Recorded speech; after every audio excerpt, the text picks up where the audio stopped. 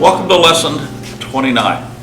And there's a lot of stuff out here, but I want to talk to you about sticking things together.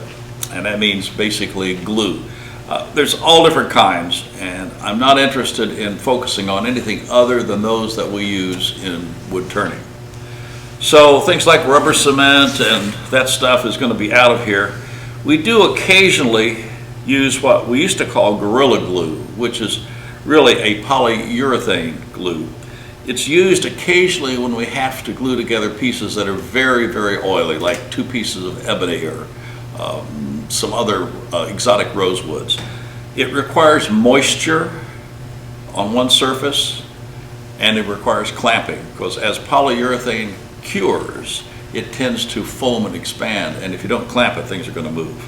So that's all I need to say about that. We'll come back to CA and the polyvinyl acetate glues in a minute, but I want to spend most of my time talking about epoxy, and also referring you to a place where you can get some more background information. This is in my website, and if you're a member of the American Association of Woodturners, you'll be able to find this article online. I wrote keeping it together, and much of what I'm going to say is also in here, so you can always have a reference to come back to. Well, epoxy is one of my favorites, and I know that you can buy it in tubes like this, purpose of which, when you push the plunger down, the hardener and the resin are squirted through a nozzle that mixes them, and as it comes out the tip, it's mixed and ready to use. That's nice. Here's one very similar, except it doesn't have the nozzle. You squirt out equal amounts by pressing the plunger, and then you mix it up with a stir stick of some sort and then apply it. I personally have a tendency to buy epoxy like this in little larger bottles. I can dump this out onto a piece of cardboard, mix it up, and use it. I have a preference of 5-minute epoxy. Maybe I'm just a little fast acting and I want to get things going. But 5-minute epoxy means that in about 5 minutes, it will start to bond your piece together. You'll see heat come off of it. It will shrink a little bit as it dries. There's 10-minute, 20-minute, and longer. The longer the set time in epoxies, the stronger the joint will ultimately be at the very end. Why do we use epoxy? Well, we use it for a lot of reasons. One reason is because it is not a rigid material like the CA glue. It allows for some expansion and some contraction. As wood moves, it's nice to see the glue also move along with it. It also has a second characteristic of being able to fill voids. For instance, I brought along some tools here. This is a skew chisel I made. And as you can see, the stock is rectangular, and the hole I drill in the end is round. Well, what are you going to have to do? You have to fill a lot of void. So I drill the hole, I pour it about half full with epoxy, drop the blade in. I've waxed all this area here, so if a little bit overflows, I can take a paper towel, wipe that off, and after it's cured, this thing is one solid piece. Here's a commercial one, done the same way. I purchased the blade, again rectangular, and I put it into a round hole. A lot of examples of that. Epoxy filling holes for sticking blades into handles is one thing, but epoxy is also very useful when it comes to filling other kinds of holes. For instance, this is a bowl that was turned some time ago, and there's 2 or 3 small cracks right on the rim. And those were filled with epoxy and some coloring agent. Black was used here, and you can see how it emphasizes the cracks. Had a straw color been used, we may have been able to blend the color into the background of the wood a little bit better. Comes all the way through. I like filling holes like this. So in order to be prepared, I have collected lot of different sawdust. As I make sawdust, there's a really light one. It doesn't match. This, oh yeah, this is ebony. And so I've kept them in these little boxes, and there's more at home. And this gives me stuff that I can mix with the epoxy, fill the gaps or the holes, and then move on. For instance, let me show you this piece. We'll put it on the other camera so you can see it better. Here is a piece of oak which I've cut some slots in. And I filled it with 3 different materials. And if you're really close up on this and you look at them, I bet you can't tell any difference between the 3. However, I have to look at the chart to figure out. This one is epoxy mixed with a filler, and I'll show you the fillers I prefer. This is mixed with very fine ebony dust.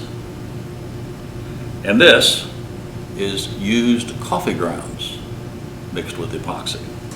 All 3 give you the same effect. I know there's different coffees with different colored grounds, so you could have a collection of used coffee grounds, not new, used. Used because the oils have already been boiled out through the process of making coffee. The dried remnants is what we'd want to keep. And keep that in a little box someplace.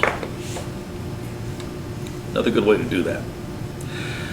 Other things you can mix in there, you probably can't see this very well, but if the light is just right, this shines like gold. And this is brass filings. I went down to the local hardware store and I asked them for the remnants in their key making area. They have a little compartment at the bottom of the key maker. And it collects all the material that's ground away. Most keys are brass. Some are steel, some are plastic. Plastic is easy to get out, and the steel I can pick out with a magnet. So brass is a nice fill. Again, I made up some sample boards so I could see what it looks like. I have a whole bunch of colored powders. I don't much care for this, but this is fine as frog hair, and that could be mixed in with the epoxy for coloring. Very fine ground turquoise, in this case, works well. Recognize that if you mix turquoise in with your epoxy and fill with that, and it is proud of the surface, you're going to have to cut it down, and the only way to do it is with sandpaper. Turquoise is very hard, and it's hard enough that if you try to cut it with your wood turning tools, you probably will chip it, even pull out some components which you'll have to put back in. I tend not to put epoxy in, beg your pardon, turquoise in with my epoxy. I tend to use it differently. I'll show you that in a minute. Here's the stuff I really like. Create a little bit more open area. If you go to the local hardware store, the big box store, and you go down to the home improvement section where they're selling building materials, and go into the area where they sell concrete and sackcrete and stuff like that, you'll find several boxes of this. And this is a coloring agent that's added to concrete. This, as you can see, is kind of a rust brown color. It's very fine. And the one I use the most is the black. And I've transferred it to a different kind of container. I'll show you how fine it is. That's how fine it is. It's just really fine. So it's not going to leave gaps when you put it in with your epoxy and use it to fill. Yuck. Messy everywhere. So epoxy, it's one of my favorites. And I use it a lot. This next glue that we use a lot in wood turning is what we call cyanacrylate, or CA glue. Sort of like these. CA comes in a group of different thicknesses. This is called thin, and it's watery. There's medium, which has a little more body to it, and thick, which is more like syrup in terms of thickness. And the reason for those, the thicker it becomes, the more it can be used in a gap-filling mode. For instance, if I was making a pen, one of the first things I have to do is glue the brass tubes inside here. Brass is pretty rigid, it's not going to move, but I want to get the hole between the outside of the brass and the inside of the wood glued on nice and solidly. So I'll use medium or medium thick CA glue. CA, cyanacrylate, means that when it has catalyzed, the glue becomes total acrylic and it's like a rock. And that's good when I'm gluing to something that's like brass. CA I also use as a finish. And you can't see how shiny this is, but the CA finish on objects leaves a plastic surface, and this plastic surface is subject to more abuse than the friction polishes that we might otherwise use. It resists the oils and salts in the hand from handling. So it leaves a nice hard surface as a finish. I also use CA glue on projects like this. This is a platter in which I embedded a small number of turquoise rocks, different sizes. So I cut the groove. I put the largest stones I had that would fit in place and put a drop of CA glue on them, locked them down. And then I dug through my turquoise grindings and powders and put smaller pieces in between those and put a drop of CA on it. Again, I'm using thin because it'll run down into the groove. And I keep building up until I have as close to solid as I can. I'm using CA because I can cement down pieces one at a time, and because since it doesn't move and the stone doesn't move very much, they are compatible. Now, to get this nice and flat, it required a lot of sanding, but I eventually got that done. But CA glue was the project I used here. I know we use CA a lot in repairing cracks and fissures while we're turning wood, sometimes green, sometimes dry. And while I understand that locks the wood down so it won't move, I caution you to consider the fact that the wood is alive and moving and the CA glue is not. I don't trust that it will hold that wood together over a long period of time. As a temporary fix, I understand. CA glue, as I said, hardens. It has a great deal of tensile strength this way, tremendous amount of tensile strength. But shear strength this way is very, very weak. There's a famous turner I know who uses CA to fasten her projects to a faceplate, glues it on, turns the project, and when she's done, shakes the handle of a tool and wraps it, and it pops right off the faceplate. That's the shear force that's not strong. But while she was turning, the tensile strength this way was working for her really fine. Last thing to know about these, have a collection. Recognize that the thin, over time, begins to get thicker. And all of a sudden it starts behaving like medium and eventually like thick. And the setting time increases. In other words, there's a shelf life. I keep mine in the refrigerator until it's time to open them. This one hasn't been opened yet. I haven't cut the tip. And in the refrigerator, where I took this from this morning, this is going to last quite a while. And as I use it and finish using it, I'm going to sit it down. I'm going to leave the top off for a period of time. I want that glue to settle back into the bottle. I can see drops right in the tip of this one now. I know it's not open. If I don't let it settle back down in the presence of the moisture in the air, this is going to harden right in the tip. So the next time I use it, it's as if I hadn't cut it open. It won't come out. So let it settle back down into the bottle, and then after a while you can put the tip back in place if you like. There's other brands like this one, which you can't see it in here, but inside of here there's a needle on that tip. Yeah, guess what? I can't get that off. You know why? It's already hardened into there. The needle goes down inside and will keep that passage clear.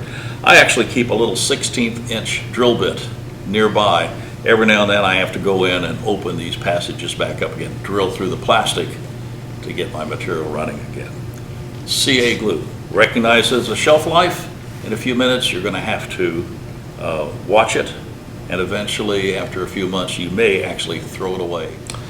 We cleaned up a little bit, and I want to focus now on the PVA glues, polyvinyl acetate glues, tight bond to most of us.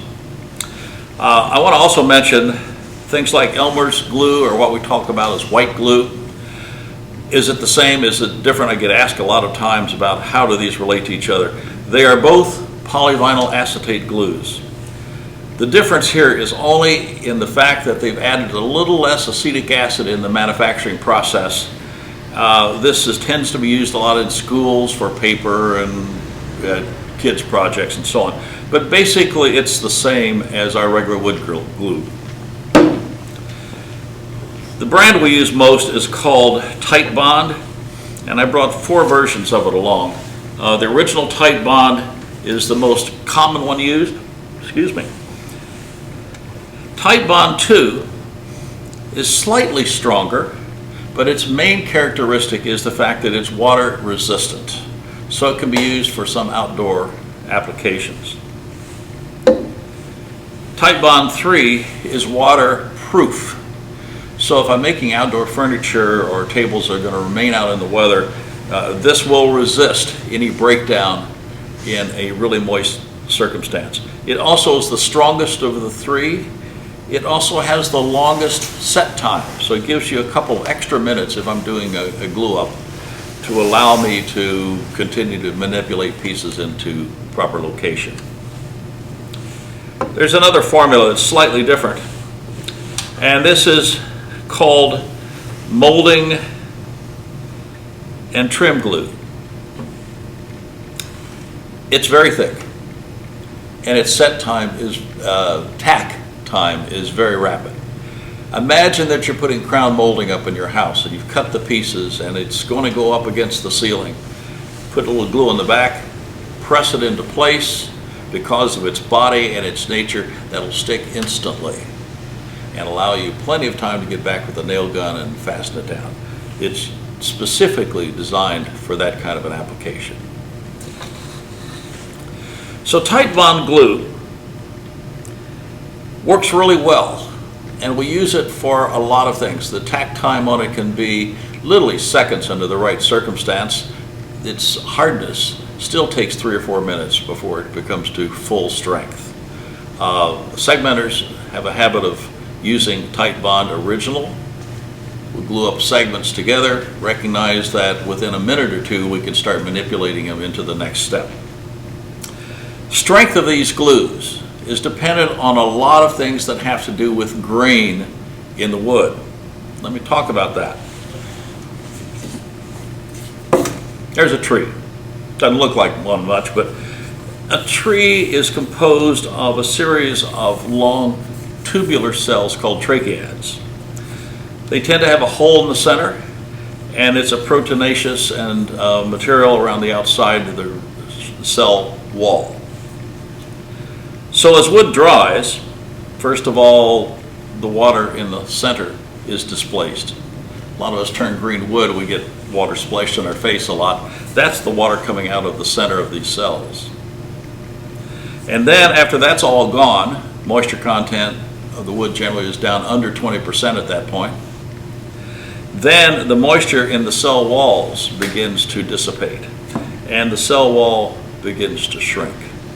And that is the drying process that we have to consider when we're working with glue. I know this is all leading up to glue, trust me. As these cells begin to shrink in all these areas, this piece wants to move. It's going to move more this direction, twice as much as it moves this direction. And the amount of movement for each species varies a little bit. But 4, 5, 6% this direction is not uncommon, higher in some woods. Movement along the length of this cell is near 0. So wood's under a lot of stress. It's moving in a lot of different ways all at the same time. So if I'm going to glue pieces of wood together, I need to take advantage of the cell structure. Let me look at our wood fibers like this again. If I glue these two pieces together like that, I'm gluing along the area where I have the most surface and where movement is minimized across the glue joint. If I glue like this wood's wanting to move more this way, this one this way, and we now have a little bit more stress on the joint. So if possible, I'm going to try to align grain before I do the gluing. Things we try to avoid are joints like this. Several reasons. Number one, the amount of surface to surface contact is well reduced. There's a tendency of our glue to be sucked back up inside of these cells, and we have a starved joint, a glue-starved joint. We also have movements that's in conflict with each other in different directions. Obviously, this is a much weaker joint. Do we see that in wood construction, let's say like a box or a drawer? Absolutely. But they don't make that joint.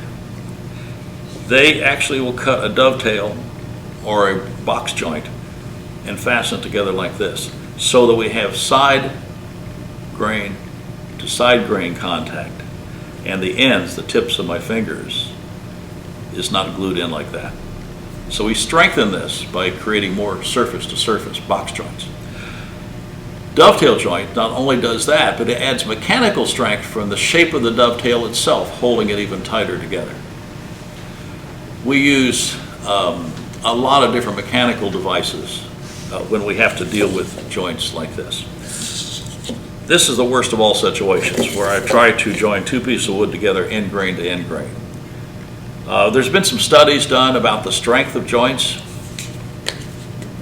different grain orientations, and if you go to my website and take a look at the article I referred you to, you'll see a table of some research done by Franklin Adhesives, the manufacturers of Titebond, that relates to that information. This is weaker, this is stronger, this is the strongest. If we can get a joint like that, that's preferably what we'd like to do. Let me just show you what it looks like in reality. Pieces of southern yellow pine. Let me line them up here so you can see the grain very easily going here. That's the joint I really like to make. Those two faces going together like this, as long as they're flat and clean, are going to make a solid joint. Perhaps stronger than the fibers of the wood itself. In some cases, that's actually true. I don't mind that joint too much, but I do recognize there's a little more stress here because this wood moving one way, this wood's moving another way. I know not to do that, and as I just said with my straws, definitely don't want to do that. So I hope this has helped a little bit in understanding something about the glues you use. Titebond for our wood-to-wood joints, epoxy for fills, CA glue where I need an attachment to something really rigid like metal. Hope that this helps. See you in the next video.